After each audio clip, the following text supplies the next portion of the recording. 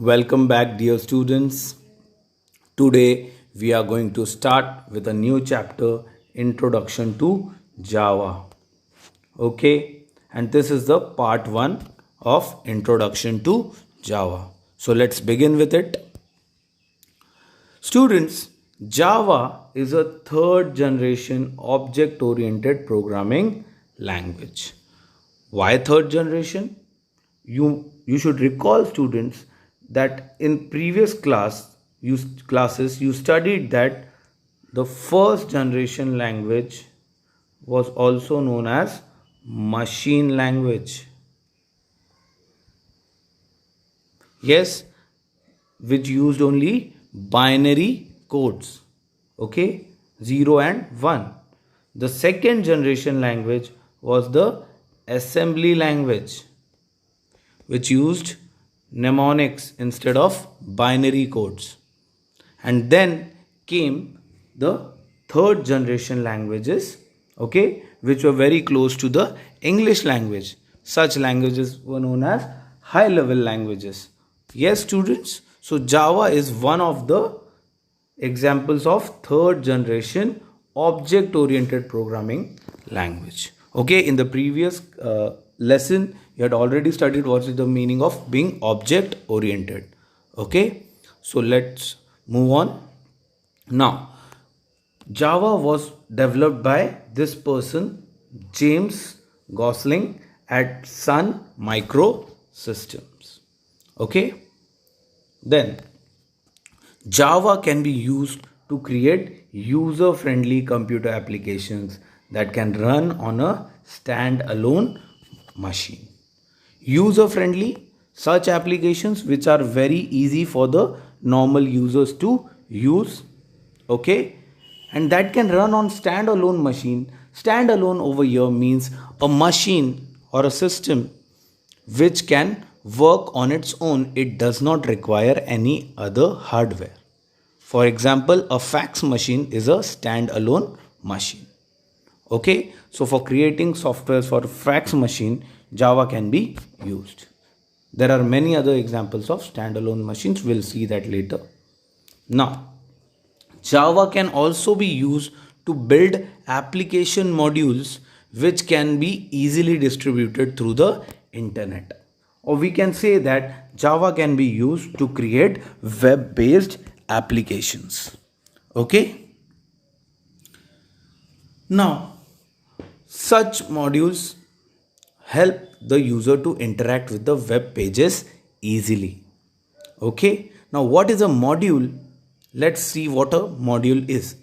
See, students, in large software systems, okay, a module is a component of a software or a software component or part of a program that contains one or more functions to carry out specific tasks. So we can, in easier languages, we can say that a module is a part of a program or a software.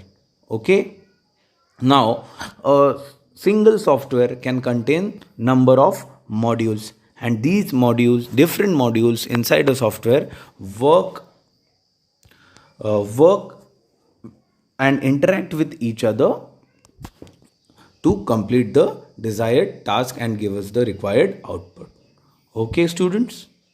Next, now Java applications are platform independent. What does this means? Platform independent. Okay, you have already studied what is the meaning of platform independent in the previous classes. Let's revise it. Platform independence means that Java applications can run on any platform. What does a platform means?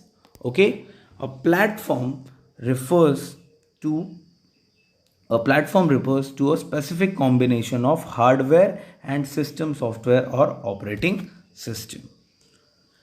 For example, see, this is a Windows computer. Okay, this is a computer which has a Windows based operating system.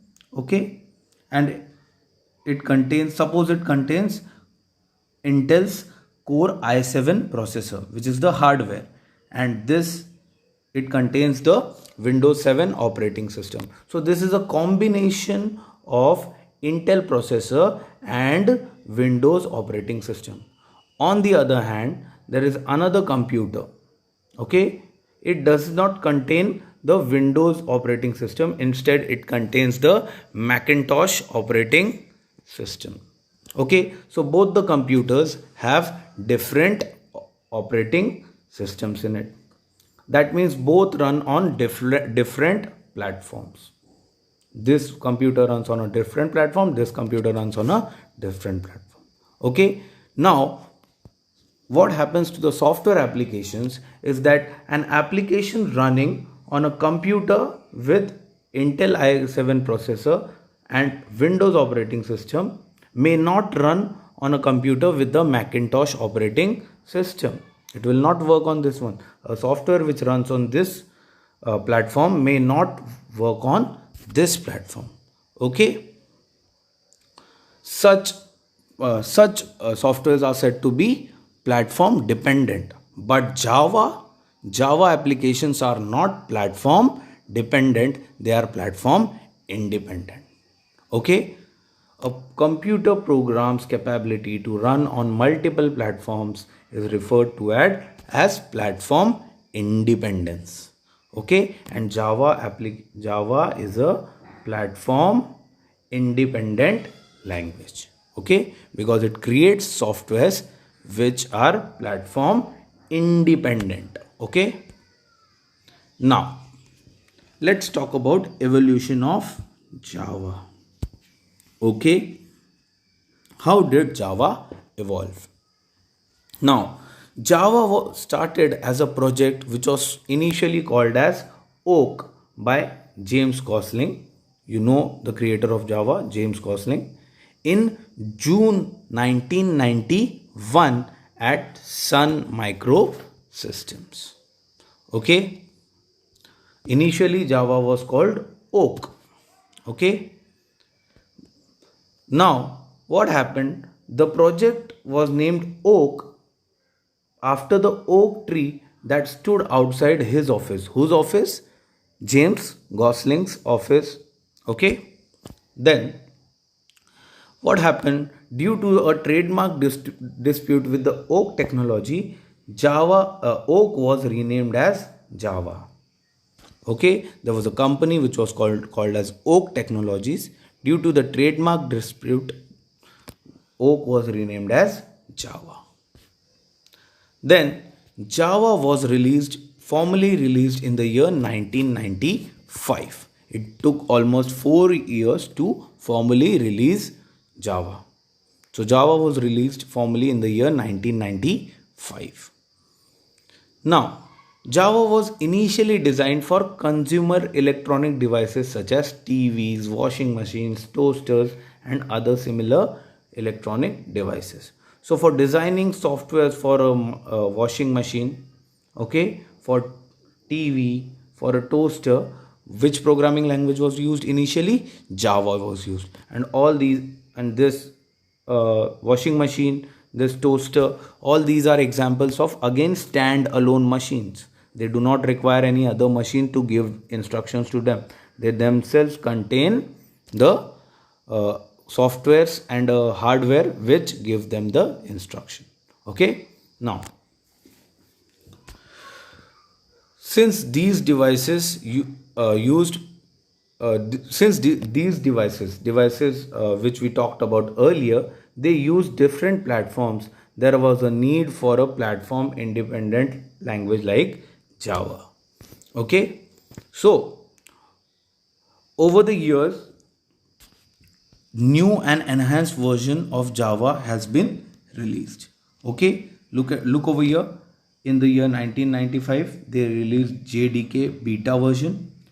In the year 96, they released JDK 1.0. In the year of 1997, JDK 1.1 was released, and so on. Okay, they kept on updating Java. Okay, then in July 2011, they released Java SE 11. In 2014, they released Java SE 8. In September 2017 they released Java SE 9.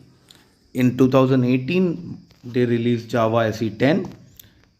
In September of 2018 they released Java SE 11, and in March 2019 they released Java SE 12.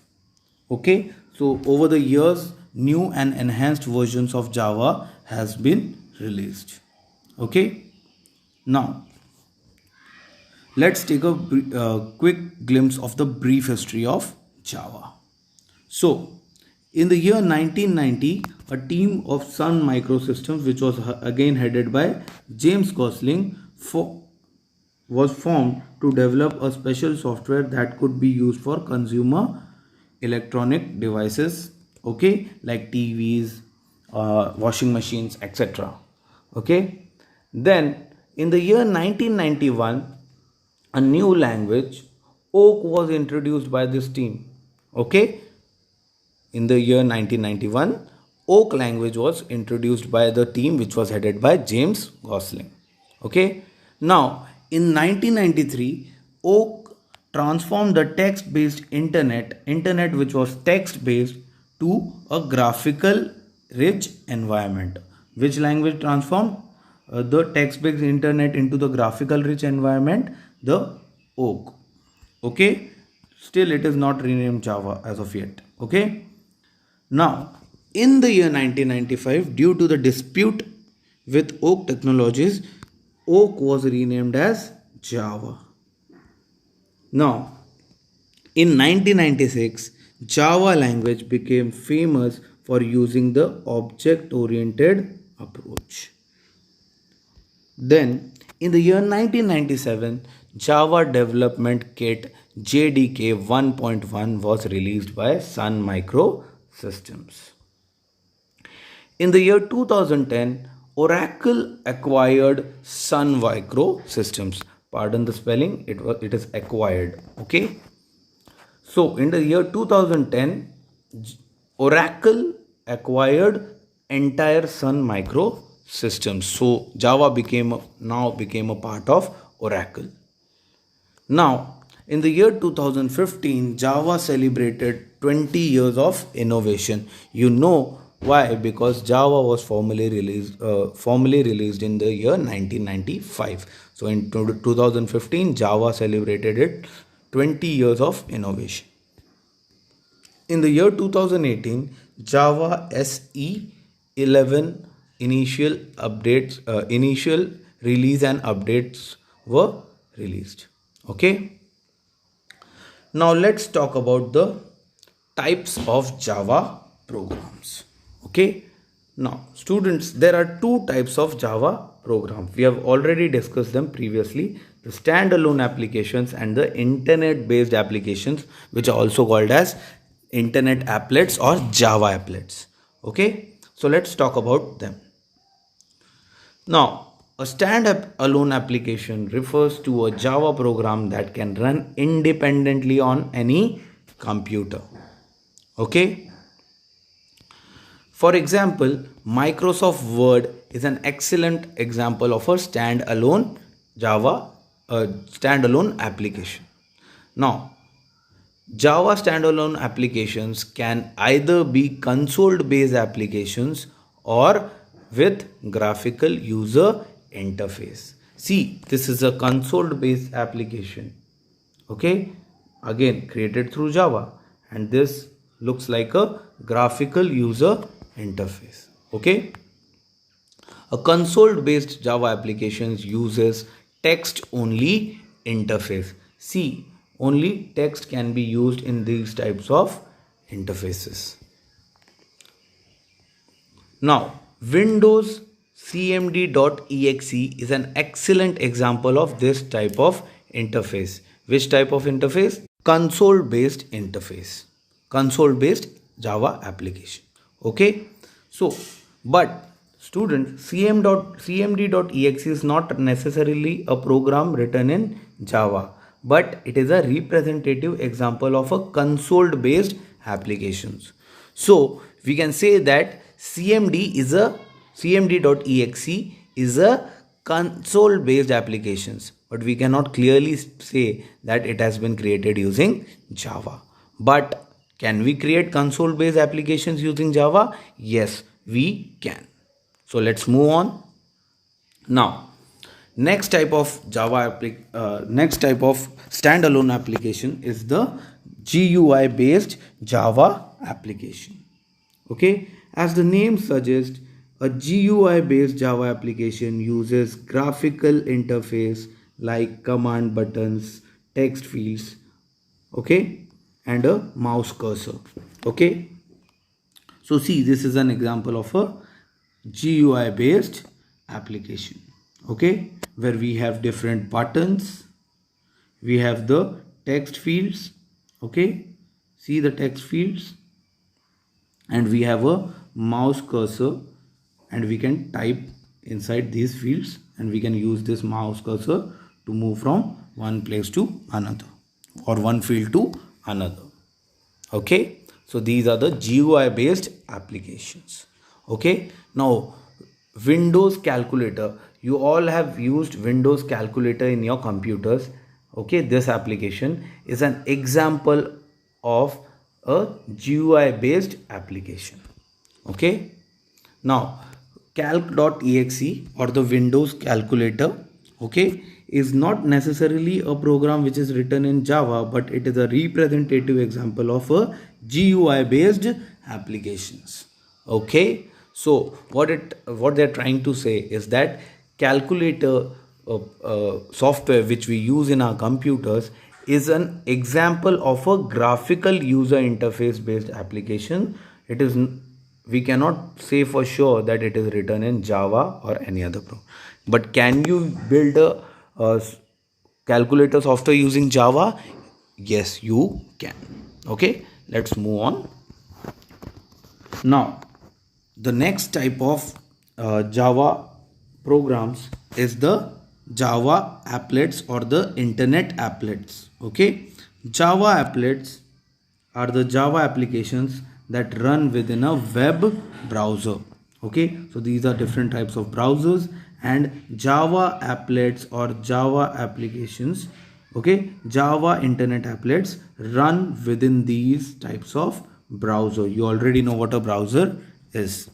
Okay, now these type of applications are mainly used for internet programming.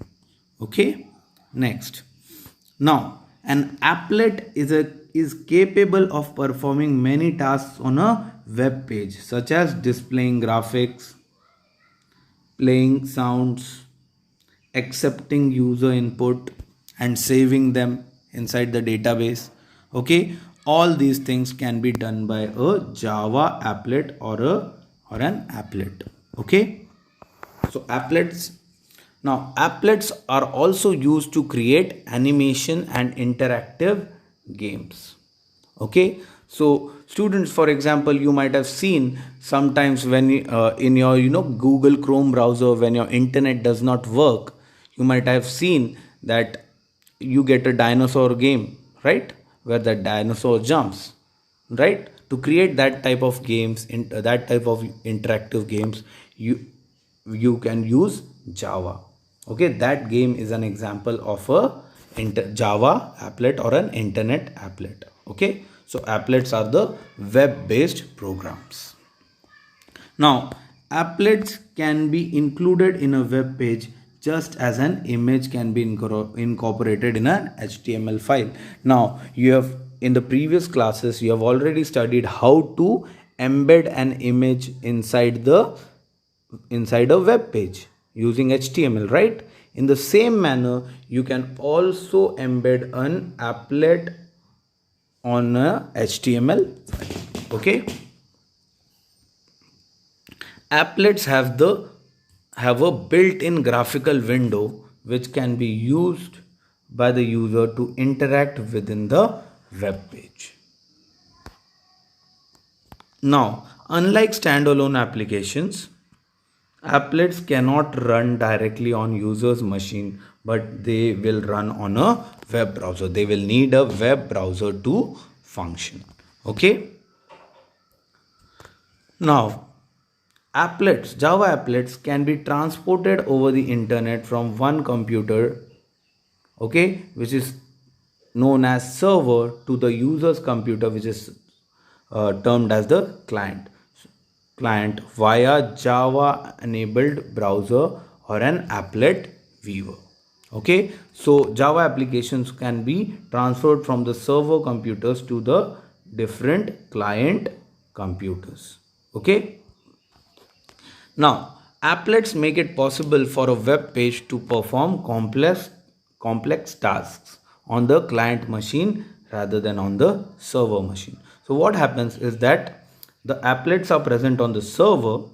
Okay, when a client requests for completing certain tasks, what happens is that applets can be transferred to the client's computer, and then they will perform the desired task on the client's computer. Okay, now we have learned about you have learned about programming languages in the previous chapters, like C++, okay, Python and Visual Basic. Okay, in this chapter, let us learn a bit more about the machine assembly and high level languages. Okay, again we'll talk about the machine language, the assembly language and the high level language. So let's first talk about the machine language. Okay, so initially computers were developed to carry out instructions that were written in machine language. Okay, now what is machine language? Machine language instructions are expressed as binary numbers, which is also called as the machine code. You have already studied this in class 6. I hope you remember. A binary number is made up of only two digits, 0 and 1. Okay, so each digit 0 or 1 is called as a bit. So this is a bit, this is a bit. Okay, thus machine language instruction is just a sequence of zeros and ones. What is a machine language instructions? Look at this machine language instruction, which is just a bunch of sequence of zeros and ones. Okay, a machine language instruction may look like this. See this 1 0 0 1 1 1 1 1 or 0 0 0 1 1 1 1 1 0 0 1. All these are machine language instructions.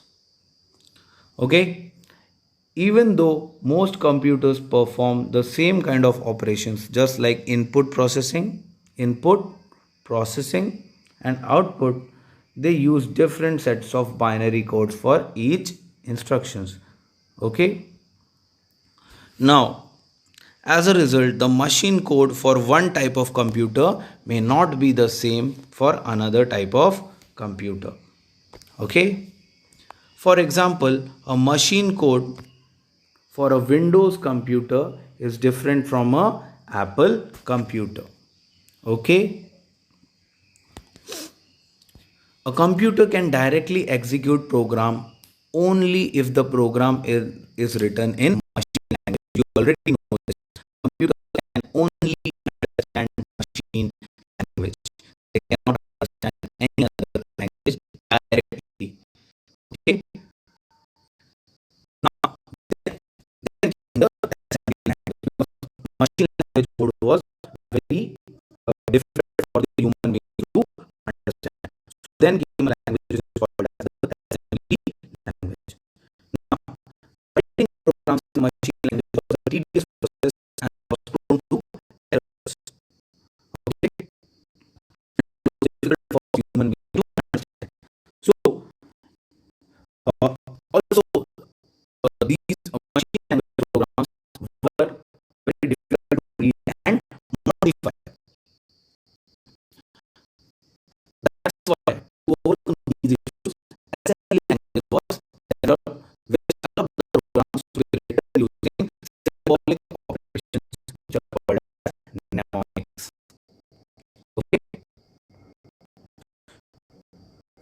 for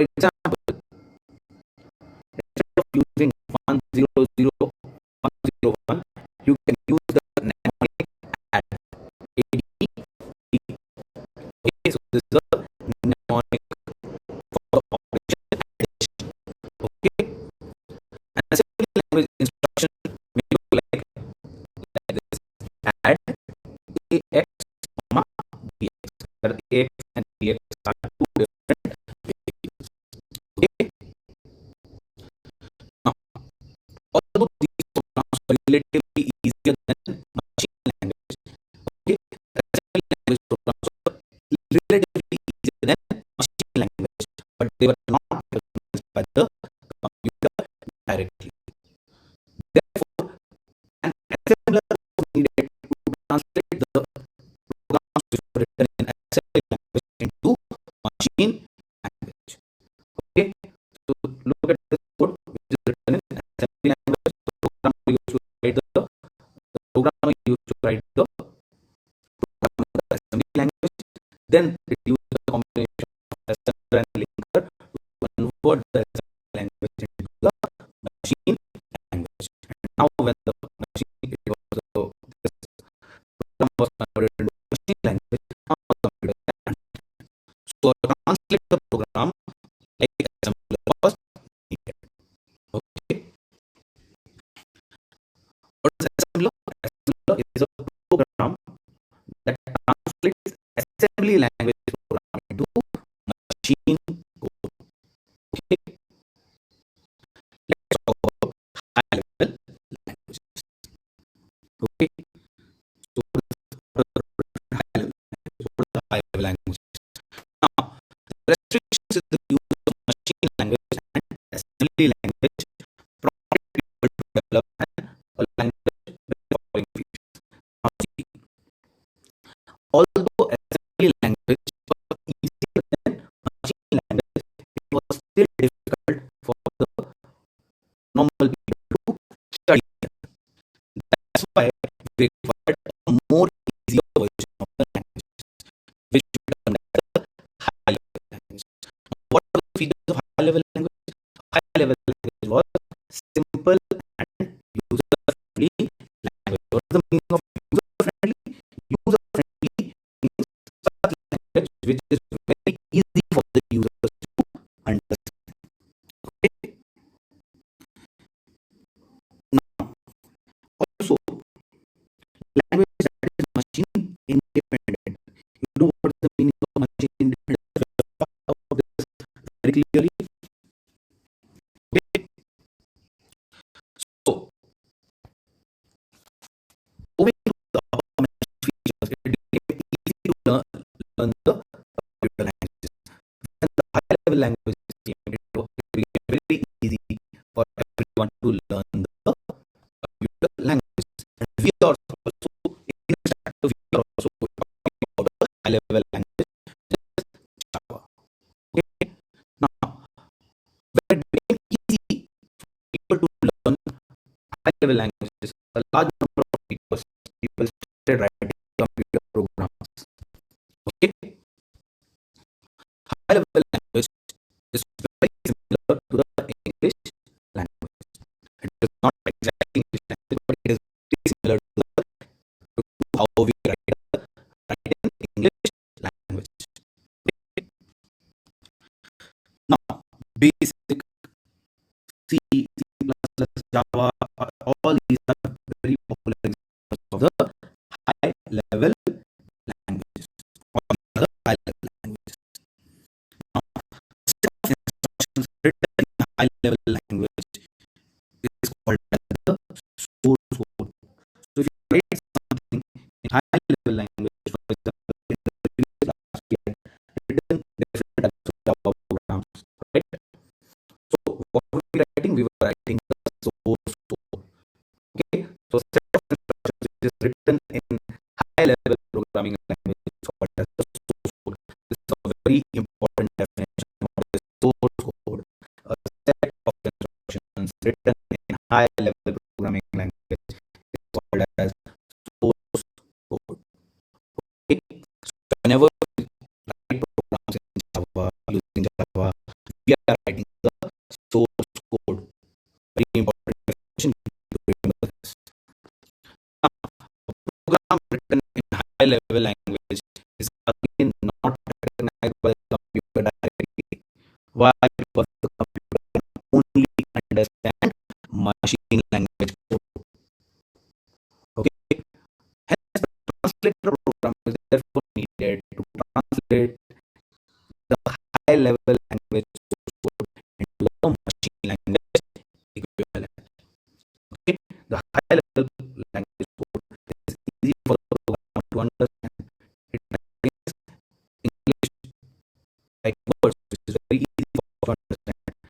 then computer can understand it. So we need to require a translator program to convert it into machine code, which is easy for the computer to understand. Okay, which is made up of binary numbers, zeros and zeros. I hope you understood this.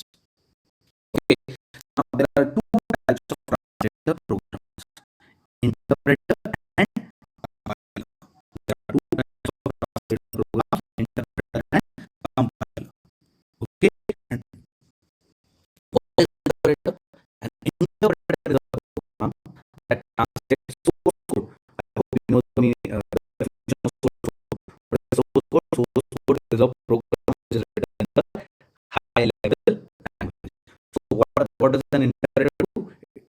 An interpreter is a program that translates the source code instructions into machine code line by line.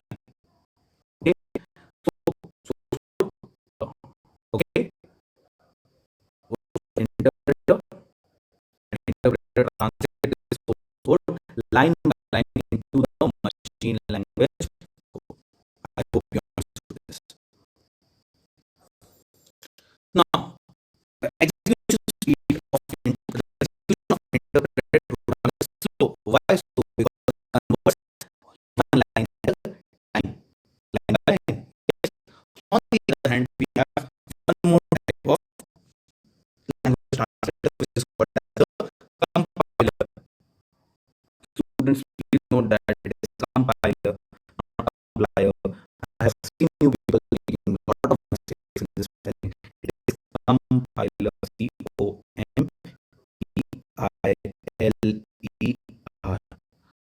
Compiler. Okay. So, what is a compiler?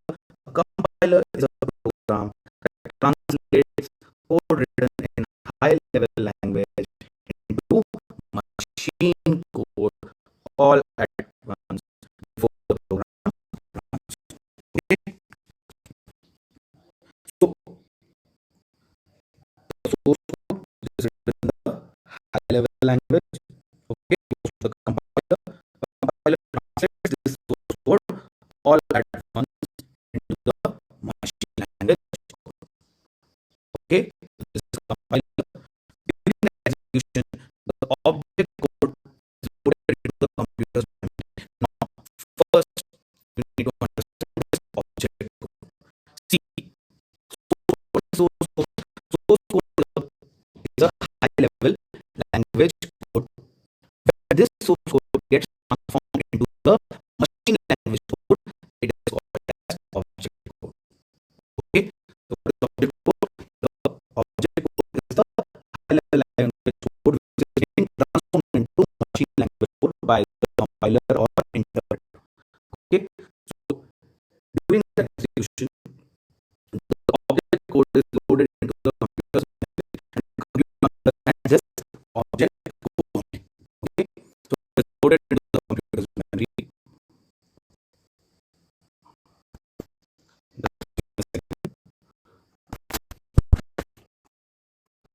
Sorry for the interruption.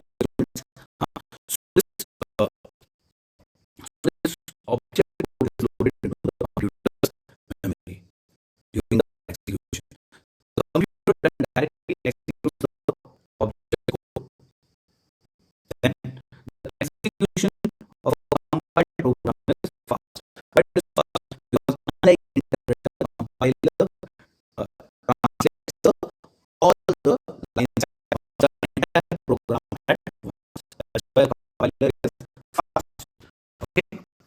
A machine language version of the source code is called as the object code. This is the definition that I was talking about. The object code, the machine language version of the source code.